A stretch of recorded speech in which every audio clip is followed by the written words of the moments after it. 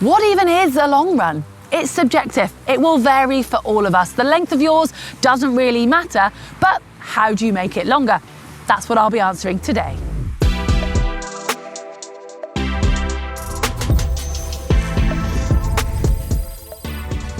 The long run, it goes without saying, is your longest run of the week. It's considerably longer than all of your other runs, including your recovery runs.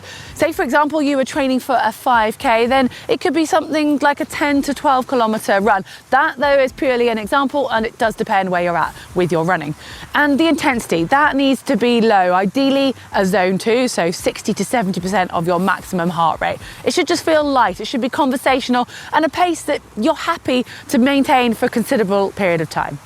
I expect most of you already knew that, but why is a long run important? Well, see it as the foundation, the building blocks for which you can then add on the speed and the quality on top of.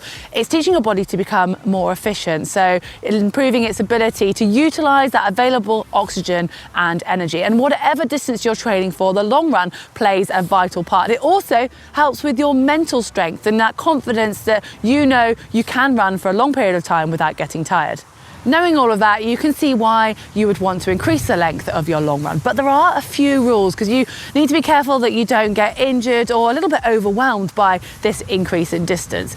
And it's that 10% rule that's key here. So not increasing the distance all the time, it doesn't matter which you're measuring, by more than 10% each week. And this will give your body the time to adapt and get stronger ahead of the next run. And when you are increasing the long run, it's best to keep the rest of your training the same. So keep the same intensity and the time frame for that. You don't need to drop it down, but you just want to leave that as it is and work on concentrating and increasing the long run only.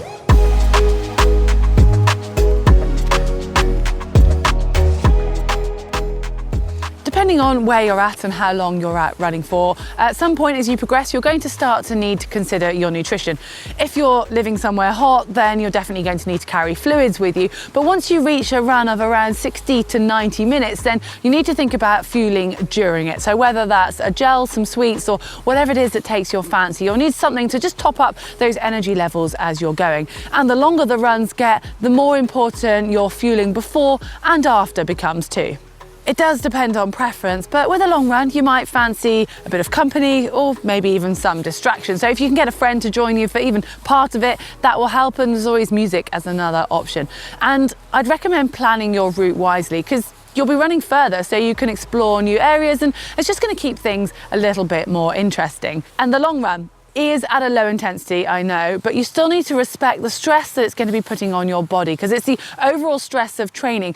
The short, intense session is actually going to give you a similar amount of stress as a longer but low intense session. So with that in mind, you still need to make sure that you've had adequate rest beforehand and you allow your body to recover fully afterwards.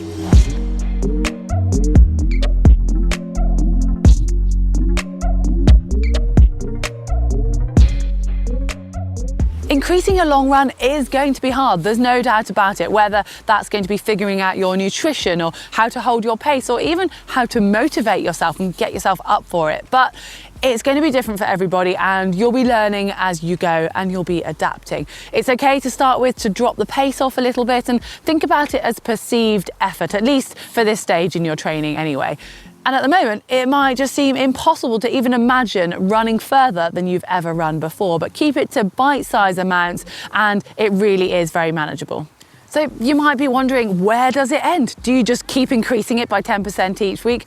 Well, no, because you'd end up being an ultra runner, and that's not the aim here. It does depend on what the target race is that you've got in mind. So if you're training for a marathon, a long run for that could be anything around even 22 miles or 35k, so a considerable distance. If, however, 10k is your target, then your long run only needs to be around 20 kilometers. And once you've reached that target distance in your long run, you're not going to benefit that much more by increasing the distance, because the amount of damage and stress you're putting on your body with your long run is going to mean it's going to need extra days to recover, because you can't do your next session. So you're either going to be continually kind of giving your body that stress, and therefore it won't be able to adapt and get stronger, therefore defeating the object of training.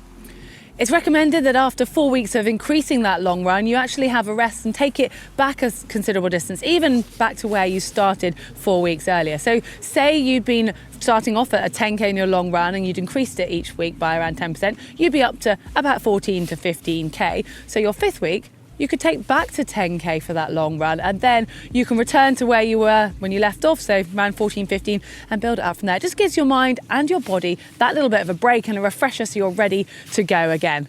Well, hopefully with these tips, you guys can now look forward to your next long run. Good luck with that.